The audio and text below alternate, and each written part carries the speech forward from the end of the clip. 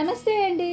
Last వీడియోలో online business start చేసిన first anniversary సందర్భంగా నా కష్టం అనుకున్న సక్సెస్ గురించి మీతో షేర్ చేసుకున్నాను కదండి. దానికి మీ అందరూ చాలా మంచిగా రెస్పాండ్ అయ్యి మీ మంచి మనసుతో నన్ను బ్లెస్ చేశారు. నా క్షేమాన్ని కోరుకునే మీరందరూ కూడా ఎల్లప్పుడూ సంతోషంగా ఆరోగ్యంగా ఉండాలని మనస్ఫూర్తిగా కోరుకుంటున్నాను. ఒకరు మంచి కోరుకునేవారు వారు కూడా ఎల్లప్పుడూ మంచిగా ఉండేలా భగవంతుడు తప్పకుండా చూస్తాడండి.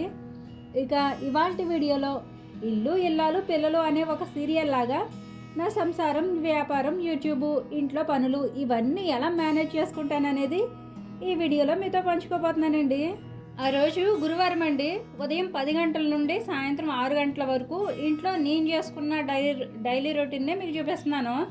ఛానల్ స్టార్ట్ చేయకముందు నా రొటీన్ ఒకలా ఉంటే ఛానల్ స్టార్ట్ చేశాక ఇంకో రకంగా మారిపోయింది. ఇప్పుడు బిజినెస్ స్టార్ట్ చేశాక మరోలా మారిపోయింది. సంపాదన పెరిగే కొద్దీ బాధ్యత పెరుగుతుంది, బాధ్యత పెరిగే కొద్దీ పని పెరుగుతుంది. అన్ని పనులు చేసుకోవడం కష్టమే కాబట్టి ఇంట్లో పనులు నాకు ఎప్పుడు ఖాళీ ఉంటే అప్పుడే చేసుకుంటున్నానండి. అప్పటి వరకు మిషన్ల మీద, సోఫాల మీద అన్ని చోట్ల బట్టలు, వస్తువులు అలా ఉంటూనే ఉంటాయి.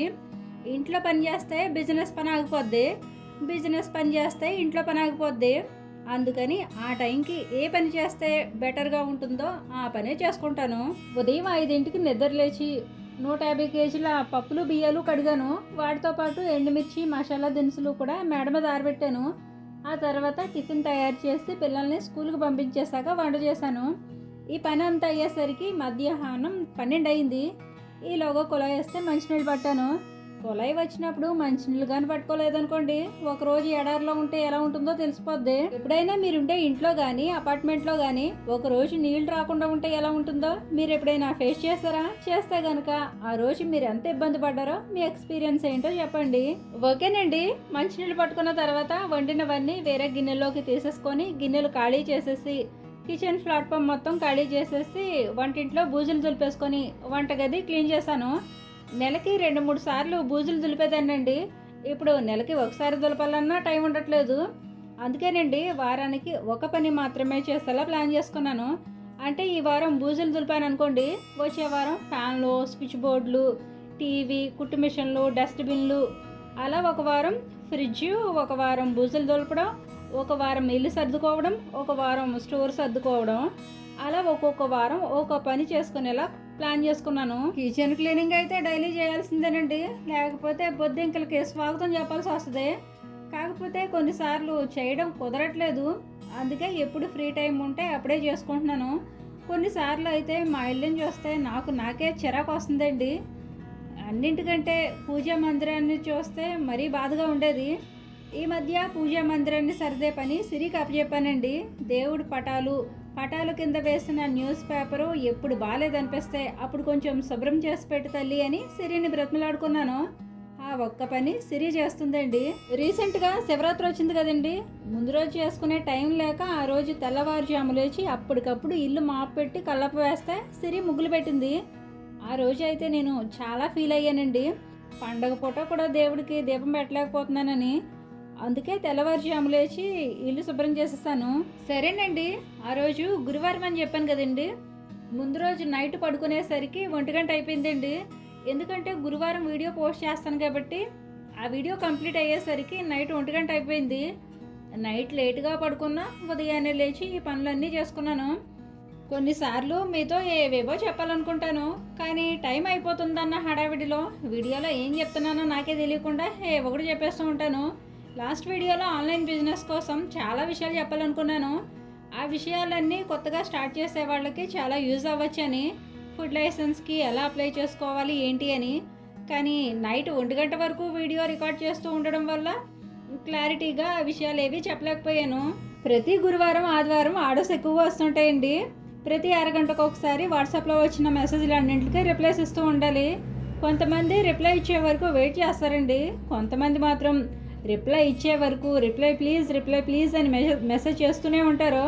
సోషల్ మీడియాలో ఒక నెంబర్ మనం ఇచ్చామంటే అన్నింటినీ భరించాలి.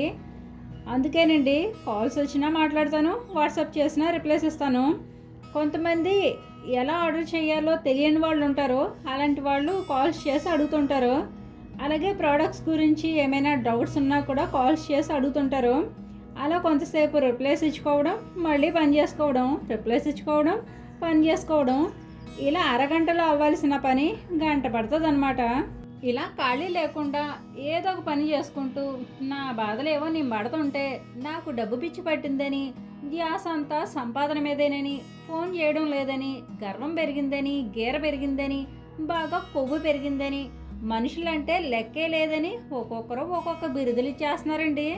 ఉదయం లేచిన దగ్గర నుండి రాత్రి పడుకునే వరకు చెమట పట్టేలా, ఉన్న కాస్త కొవ్వు కూడా కరిగేలా నేను కష్టపడి పని చేసుకుంటుంటే నాకు కొవ్వు పట్టింది అంటున్నారా? ఇది చాలా వెటకారంగా ఉంది కదండి. ఒక్కరూ కూడా సుమా నువ్వు ఎలా ఉన్నావమ్మా, నీ వ్యాపారం ఎలా ఉంది, నీ ఆరోగ్యం ఎలా ఉంది, పిల్లలు ఎలా ఉన్నారని నా యోగక్షేమాలు ఎవరికీ అవసరం లేదు, కానీ నేను సంపాదిస్తుంటే మాత్రం దీర్ఘాలు చేస్తున్నారో. ఒకరి మీద ఆధారపడకూడదని, ఫైనాన్షియల్ ఫ్రీడమ్ ఉండాలని నా కోసం, నా ఫ్యామిలీ కోసం నేను కష్టపడుతున్నాను. వీడియో చూసి ఒక లైక్ ఇవ్వడం తెలీదు, కష్టపడి పని చేసుకుంటుంటే సపోర్ట్ చేయడం తెలీదు, కానీ నిందలు వేసేసి బాధ పెట్టేయడం మాత్రం బాగా తెలుసు. ఈ మధ్య నేను ఒకటి తెలుసుకున్నానండి, మన పని మనం చేసుకున్నా, మన బతికేదో మనం బతుకుతున్నా పక్కోళ్ళకి నచ్చమని అర్థమైంది. ఓకేనండి, సాయంత్రం 3:30కి ఇంట్లో పని పూర్తి చేసేసుకొని పిల్లలకి స్నాక్స్ కోసం ఉదయం పల్లీలు నానబెట్టాను, అవే పొయ్యి మీద పెట్టాను. ఈలోగా ఆంటీ వస్తే బియ్యం చెరగమని చెప్పాను. ఈ బియ్యం వరిపిండి కోసమండి. అన్ని పిండిలో ఉన్నాయి కానీ మన దగ్గర వరిపిండి లేదండి. ఇక నుంచి మన ప్రోడక్ట్స్లో వరిపిండి కూడా ఉంటుందండి. ఉదయం మేడ మీద పప్పులు ఆరబోసానని చెప్పాను కదండి, సాయంత్రం అవి తీసేసాను. ఇవన్నీ మసాలా కారానికండి. ఇవన్నీ ఇంటి దగ్గర నుండి మేడ మీదకి మోసుకొని రావాలి. మా వారు ఉంటే హెల్ప్ చేస్తారు, లేనప్పుడు ఒక్కదాన్నే మోసుకోవాలి. లక్కీగా ఈ బిల్డింగ్ ఉన్న వాళ్ళు ఏం చెప్పారంటే ఇక్కడే కడిగేసుకోండి, ఆరబెట్టుకోవడానికి దగ్గరగా ఉంటుందని చెప్పారు. ఆ మాట వినగానే అమ్మయ్య అనిపించిందండి. కాకపోతే ఫ్రీగా వద్దని చెప్పాను. ఇవన్నీ ఇక్కడే కడుక్కోవాలంటే కరెంటు బిల్లు మేమే కడతాము, దానికి ఒప్పుకుంటేనే కడుక్కుంటామని చెప్పాను. సరే అయితే అన్నారు. ఇప్పటికే మేడంతా ఫ్రీగా వాడుకుంటున్నామని కొంచెం ఇబ్బందిగా ఫీల్ అవుతున్నాను. దానికి తోడు అక్కడే కడిగేసుకుని అక్కడే ఆరబెట్టాలంటే ఫ్రీగా తీసుకోలేం కదండి, అందుకే కరెంటు బిల్లు కడతానని చెప్పాను. ఓకేనండి, మేడం మీద నుంచి ఎండుమిర్చి మసాలా దినుసులు తెచ్చేసి ఆంటీకి ఇచ్చేసి పిల్లలకి స్నాక్స్ పెట్టేసి పిల్లల్ని ట్యూషన్కి పంపించేశాను.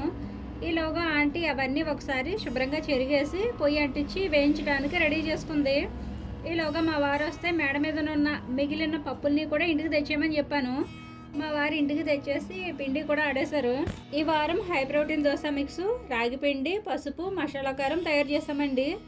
ఇవన్నీ ఇలా రెడీగా పెట్టుంచి మా వారిని తెచ్చేయమని చెప్తాను. మా వారి ఇంటికి తెచ్చేసి ఇంటి దగ్గర ఉంటే కనుక వెంటనే పిండి ఆడేస్తారు, లేదంటే వీరబాబు ఆడతాడు. ఆ రోజు వీరబాబు ప్యాక్ చేసినవి చాలానే ఉన్నాయండి, అందుకని తను ప్యాకింగ్ చేస్తున్నాడు. ఈ వారం ముడి అటుకులు కూడా ఆడించామండి. అలాగే గుమ్మడి వడియాలు కూడా ఫ్రెష్గా స్టాక్ ఉందండి. మన దగ్గర ఉండే ఏ ప్రోడక్ట్ మీకు కావాలన్నా సరే స్క్రీన్పై ఉన్న నెంబర్కి వాట్సాప్ చేయండి. ఇలా ఇవన్నీ వీరబాబు ప్యాక్ చేస్తుంటే మా వారు పిండి ఆడేశారు. పిల్లల్ని ఆటోలో పంపించానని మీకు డౌట్ వచ్చి ఉంటుంది. సాయంత్రం వీరబాబుకి ఫ్రీ టైం ఉంటే తనే తీసుకెళ్తాడండి. ఒకవేళ వీరబాబుకి వర్క్ ఎక్కువ ఉందంటే పిల్లల్ని ట్యూషన్కి ఆటోలోనే పంపించేస్తాను. వీరబాబు పార్ట్ టైం జాబ్లో వస్తున్నాడండి. తను వచ్చాక 3 అవర్స్ మాత్రమే వర్క్ చేస్తాడు. పిల్లలు ఇంటికి వచ్చేటప్పుడు మాత్రం మా వారు కానీ వీరబాబు కానీ తీసుకొస్తారండి. మా ఇల్లు రోడ్డు పక్కన ఎలా ఉందో అలానే ఆటో దిగ్గానే రోడ్డు పక్కనే ట్యూషన్ ఉంటుందండి, అందుకే ధైర్యంగా ఆటోలోనే పంపించేస్తున్నాను. సాయంత్రం 5 అయిందండి. మధ్యాహ్నం బట్టలు ఉతుకుదామని టవల్స్ అన్నీ వేడి నీళ్ళలో నానబెట్టి వాటితో పాటు బట్టలు కూడా నానబెట్టేశాను. ఉతుకుదామంటే పని తర్వాత పని ఏదో ఒకటి చేస్తూ ఉండడం వల్ల లేట్ అయిపోయింది. మామూలుగా అయితే బట్టలు ఉదయాన్నే ఉతికేస్తానండి, కానీ ఉదయం పప్పులు కడగడం, మిరపకాయలు మేడ మీద ఆరబెట్టడం వల్ల కుదరలేదు. వాషింగ్ మెషిన్ ఉన్నా కానీ నాకు అసలు మెషిన్లో బట్టలు వేయాలనిపించదండి. మెషిన్లో దుప్పట్లు, డోర్ కర్టన్స్ మాత్రమే వేస్తాను, మిగతావన్నీ నేనే ఉతికేసుకుంటాను. నేను బట్టలు ఉతికే టైంలో ఆంటీ మిర్చి వేయిస్తున్నారు. ఆంటీ ఇంట్లో ఏ పని ఉన్నా ఫోన్ చేసిన వెంటనే వస్తుందండి.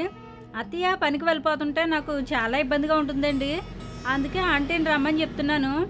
అత్తయ్య మిర్చి వేయించేటప్పుడు దగ్గు వచ్చేస్తుందని ఇబ్బంది పడుతుందండి, అందుకే ఆంటీని రమ్మని చెప్తున్నాను.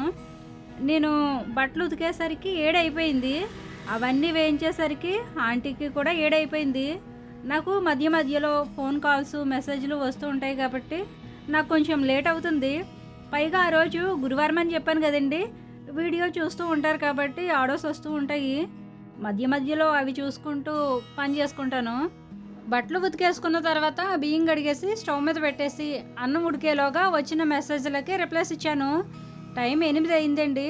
పిల్లలకి స్నానానికి వేడి నీళ్ళు పెట్టి వాళ్ళు వచ్చేసరికి భోజనానికి రెడీ చేసి ఉంచాను.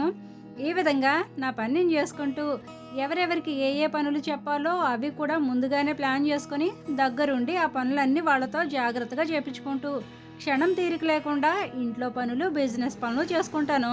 నన్ను అర్థం చేసుకోకపోయినా పర్వాలేదు, నా కష్టాన్ని గుర్తించకపోయినా పర్వాలేదు, నేనేం చేస్తున్నానో, నేను ఎలా ఉంటున్నానో, నేనేంటో, నా పద్ధతి ఏంటో నన్ను సపోర్ట్ చేస్తే మీ అందరికీ తెలుసు. మీ అందరి అండదండలు, మీ అందరి ఆశీర్వాదాలే నాకు కొండంత బలమండి. మీతో నా స్నేహబంధం ఏ నాటికి ఇలానే ఉండాలని మనస్ఫూర్తిగా కోరుకుంటూ ఇవాల్టి వీడియో ఇంతేనండి.